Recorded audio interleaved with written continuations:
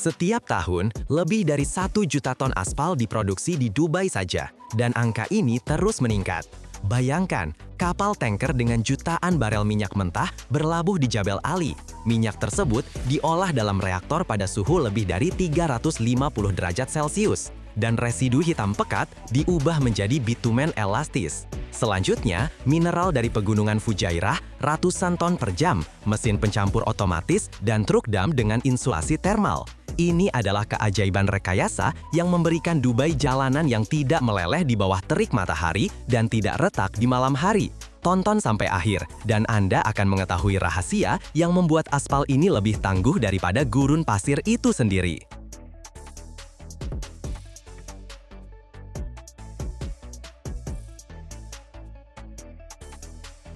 Semuanya dimulai di perairan Teluk Persia, di mana kapal tanker raksasa perlahan membelah permukaan air, membawa jutaan barel emas hitam, minyak mentah. Minyak ini melakukan perjalanan dari Irak, Arab Saudi, Kuwait, negara-negara di mana pasir dan api menyatu dalam tarian energi abadi. Ketika sebuah tanker perlahan berlabuh di salah satu pelabuhan UEA, misalnya di Jebel Ali, salah satu pelabuhan buatan manusia terbesar di dunia, dimulailah sebuah pertunjukan di mana mesin dan manusia bekerja sebagai satu organisme. Minyak mentah yang baru saja menyelesaikan perjalanan lintas benua dipompa ke dalam tangki-tangki penyimpanan raksasa. Tangki-tangki ini tersembunyi dalam lanskap industri adalah awal dari transformasi, di mana bahan mentah menjadi esensi peradaban. Selanjutnya, minyak mentah mengalir di bawah tanah melalui jaringan pipa, seperti arteri yang menuju ke kilang minyak. Di Jebel Ali atau Abu Dhabi, minyak tersebut disambut oleh reaktor, menara distilasi, kolom-kolom berlapis krom, dan tungku pemanas. Di sana, minyak dipanaskan hingga suhu lebih dari 350 derajat Celcius untuk memisahkannya menjadi berbagai fraksi. Komponen ringan, bensin, solar, minyak tanah menguap terlebih dahulu. Residu terberat yang tidak menguap bahkan pada suhu tinggi, inilah yang akan menjadi dasar aspal. Residu ini disebut residu vakum. Residu tersebut kemudian dimasukkan ke dalam kolom vakum, di mana tekanan diturunkan seminimal mungkin, memungkinkan pemisahan lebih banyak fraksi ringan tanpa merusak molekul berat secara termal. Apa yang tersisa setelah distilasi vakum adalah bitumen, zat hitam kental yang menjadi dasar aspal. Bitumen itu sendiri terlalu kental dan kaku untuk digunakan dalam konstruksi jalan, terutama di kondisi gurun di mana suhu bisa mencapai 50 derajat. Oleh karena itu, bitumen tersebut dimodifikasi.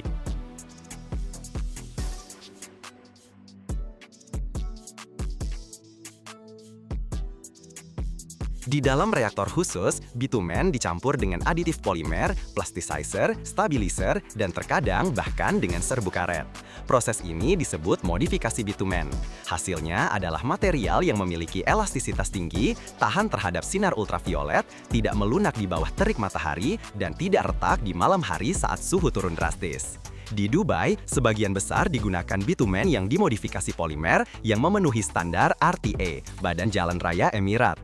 Ketika bitumen menyelesaikan transformasinya di dalam reaktor khusus, memperoleh elastisitas, ketahanan panas, dan kemampuan untuk menahan sengatan matahari gurun, dimulailah tahap baru perjalanannya, pengiriman ke pabrik pencampuran aspal. Bitumen yang telah dimodifikasi dari reaktor dialirkan ke tangki berinsulasi yang menjaga suhunya sekitar 175 derajat.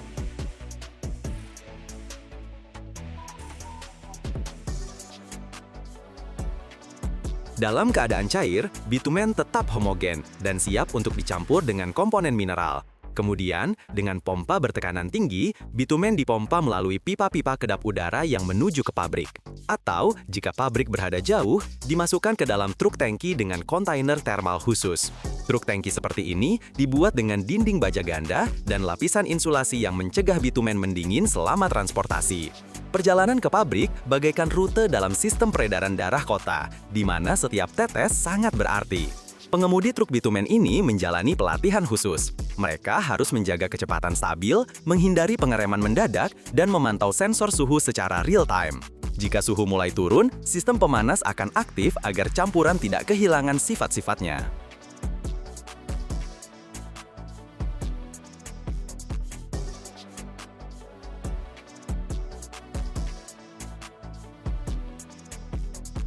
Di lokasi pabrik, misalnya di DXB Asphalt Factory di Dubai Industrial City, Truk tangki masuk ke kompleks penerimaan, di mana ia dihubungkan ke sistem pembuangan melalui selang termal yang diperkuat. Pada saat ini, bitumen panas, kental, dengan bau khas yang mengingatkan pada campuran karet dan logam. Bitumen dipompa ke tangki perantara di unit pencampur, di mana ia menunggu untuk ditakar. Mulai saat ini, ia menjadi bagian dari resep dalam formula di mana berat, kekentalan, dan suhu setiap komponen menentukan daya tahan permukaan jalan di masa depan. Salah satu yang terbesar adalah DXB Asphalt Factory di Dubai Industrial City. Di sana, bitumen dipanaskan hingga 160 derajat dan dicampur dengan agregat mineral, gabbro, basalt, dan pasir kuarsa. Gabbro adalah batuan vulkanik gelap yang ditambang di pegunungan Fujairah. Batuan ini memiliki kepadatan dan kekuatan tinggi, menjadikannya agregat ideal untuk permukaan jalan.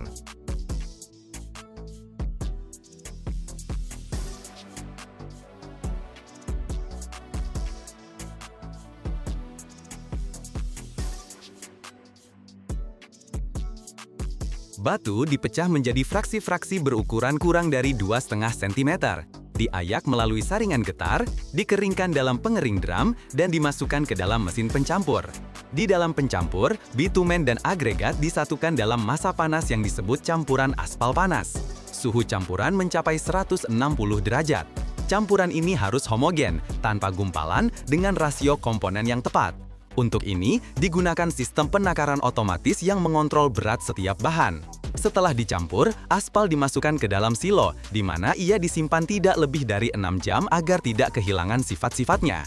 Dari sana, aspal dimuat ke dalam truk dam berinsulasi termal yang mengantarkan material ke lokasi konstruksi. Di lokasi, aspal disebarkan di permukaan menggunakan mesin penghampar aspal, mesin yang meratakan campuran secara seragam di atas badan jalan. Kemudian, campuran tersebut dipadatkan dengan mesin pemadat. Pertama dengan pemadat getar, kemudian dengan pemadat statis.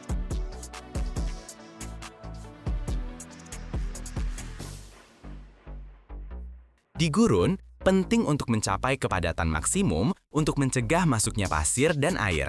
Oleh karena itu, pemadatan dilakukan dalam beberapa lintasan, dan suhu aspal selama penghamparan harus tidak kurang dari 120 derajat Celcius. Jika suhu turun, campuran kehilangan plastisitasnya dan jalan akan cepat rusak. Ciri khas jalan raya di Dubai adalah struktur berlapisnya. Lapisan bawah adalah aspal berbutir kasar yang memberikan daya dukung. Lapisan tengah adalah lapisan bitumen yang dimodifikasi yang berfungsi sebagai peredam kejut. Lapisan atas adalah lapisan tipis dengan pelapis polimer yang memberikan cengkraman pada roda dan ketahanan terhadap abrasi. Dalam beberapa kasus, ditambahkan mineral pemantul cahaya untuk mengurangi pemanasan permukaan. Di gurun, penting untuk tidak hanya memperhitungkan suhu, tetapi juga debu, angin, dan perubahan kelembapan.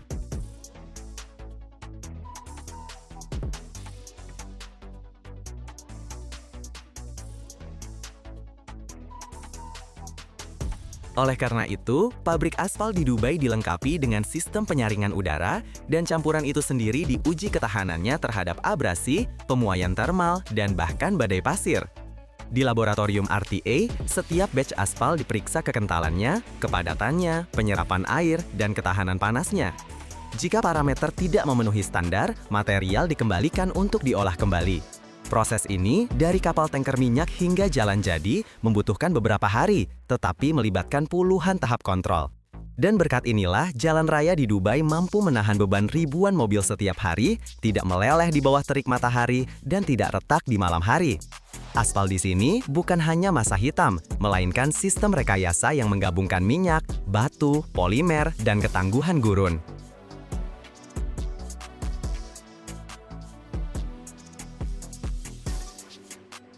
Di Dubai, setiap tahun diproduksi lebih dari 1 juta ton aspal, dan angka ini terus bertambah seiring dengan perluasan infrastruktur.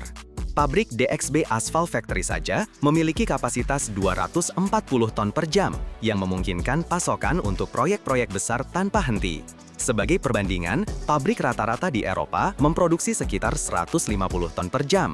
Menariknya, aspal adalah material yang paling banyak didaur ulang di as dan lebih dari 99% lapisan lama dikembalikan ke produksi. Di Dubai, daur ulang juga aktif diterapkan, terutama saat merekonstruksi jalan-jalan tua di kawasan industri. Anda menonton kami dari negara mana?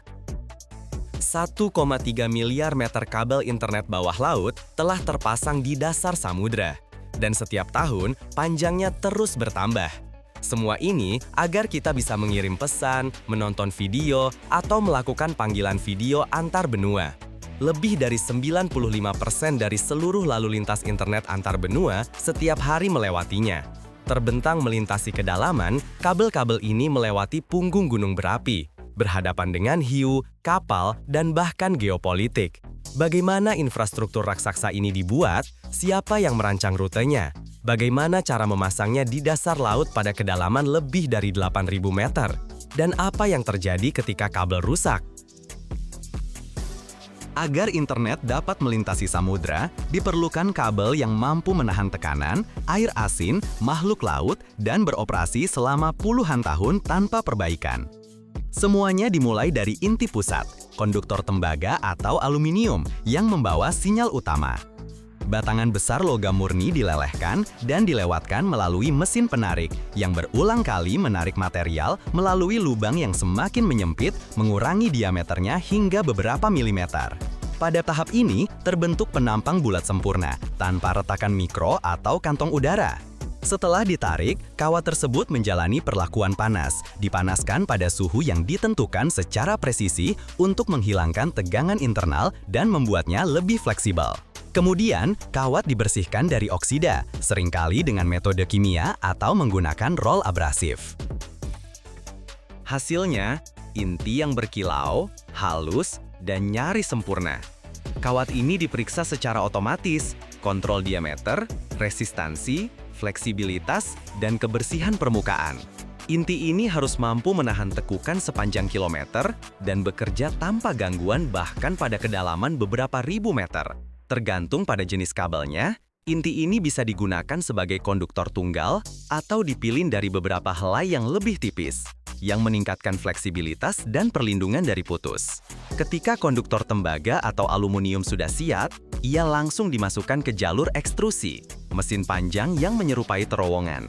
Di dalamnya, ada polietilen yang dipanaskan hingga 250 derajat yang meleleh menjadi seperti krim kental. Konduktor bergerak di atas konveyor dan masuk ke kepala ekstruder, di mana polimer cair secara presisi dan merata menyelimuti logam. Di sini, setiap milidetik sangat penting. Terlalu lambat, akan terbentuk lelehan. Terlalu cepat, polietilen tidak akan sempat menempel.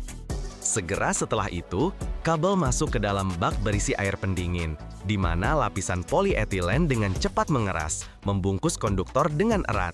Seluruh permukaan harus halus, tanpa gelembung atau retakan. Ini adalah garis pertahanan pertama terhadap kelembapan. Setelah pendinginan, dilakukan kontrol. Laser mengukur ketebalan isolasi dan kamera memeriksa permukaan. Jika ada yang tidak beres, kabel akan dipotong dan diolah kembali. Tahap berikutnya adalah aplikasi gel hidrofobik yang berperan sebagai pelindung tak terlihat. Komposisi kental ini mengisi semua rongga di dalam kabel, menyelimuti serat optik, dan menciptakan perisai internal terhadap kelembapan. Di dalam ruang khusus, kabel melewati sistem nozzle atau kepala berputar yang secara merata menyalurkan gel ke bagian tengah dan ruang di antara elemen serat. Gel ini menyerupai pelumas transparan, tidak mengering, tidak membeku, dan tidak larut dalam air, bahkan pada kedalaman 8.000 meter di bawah tekanan ratusan atmosfer. Sifat utamanya adalah menolak air. Jika selubung kabel suatu saat rusak, gel akan langsung menyebar dan mencegah masuknya kelembapan, tidak membiarkannya mencapai serat yang sensitif. Pada tahap ini, penting juga agar gel tidak terlalu banyak, karena akan mempersulit pemasangan lapisan berikutnya, dan tidak terlalu sedikit, karena efektivitas perlindungan akan menurun. Komputer secara presisi mengatur dosis, dan operator secara visual memeriksa pengisian dan keseragaman. Setelah aplikasi, dilakukan pendinginan dan stabilisasi singkat. Kini kabel siap menerima jantung optiknya, helai serat yang mentransmisikan cahaya dari satu benua ke benua lain. Serat-serat ini biasanya dari 4 hingga 12 helai, awalnya dikelompokkan dalam modul. Setiap modul adalah kapsul fleksibel dengan beberapa serat di dalamnya yang memberikan perlindungan tambahan. Modul-modul ini dengan sangat hati-hati ditempatkan secara spiral di sekitar konduktor pusat. Konfigurasi seperti ini memungkinkan serat untuk menekuk tanpa tegang, terutama saat menggulung dan memasang kabel di laut. Serat-serat ini biasanya dari 4 hingga 12 helai, awalnya dikelompokkan dalam modul. Setiap modul adalah kapsul fleksibel dengan beberapa serat di dalamnya yang memberikan perlindungan tambahan. Modul-modul ini dengan sangat hati-hati ditempatkan secara spiral di sekitar konduktor pusat. Konfigurasi seperti ini memungkinkan serat untuk menekuk tanpa tegang, terutama saat menggulung dan memasang kabel di laut. Agar serat tetap di tempatnya, mereka difiksasi dalam lapisan gel yang telah diaplikasikan sebelumnya. Tidak ada lem sama sekali, hanya penempatan yang rapat dan struktur yang fleksibel. Penting agar tidak ada serat yang saling bersilangan, patah, atau bergeser dari tempatnya. Pekerjaan ini hampir seperti pekerjaan perhiasan, meskipun dilakukan di jalur konveyor. Setelah itu, dilakukan pemeriksaan kontinuitas setiap serat. Sinar laser ditembakkan melaluinya. Bahkan retakan mikro atau tekukan akan menyebabkan kegagalan dan serat tidak akan lolos kontrol. Jika semuanya baik, konstruksi beralih ke tahap berikutnya, isolasi dan penguatan tambahan. Pertama, di atas struktur serat optik, diaplikasikan lapisan polimer tambahan, seringkali polietilen berdensitas tinggi atau bahan fleksibel dan tahan air lainnya. Lapisan ini melindungi dari kerusakan mekanis, gesekan, dan kelembapan. Ini kembali terjadi di extruder, mirip dengan yang digunakan untuk lapisan isolasi pertama. Kabel melewati polimer cair dan langsung masuk ke bak pendingin.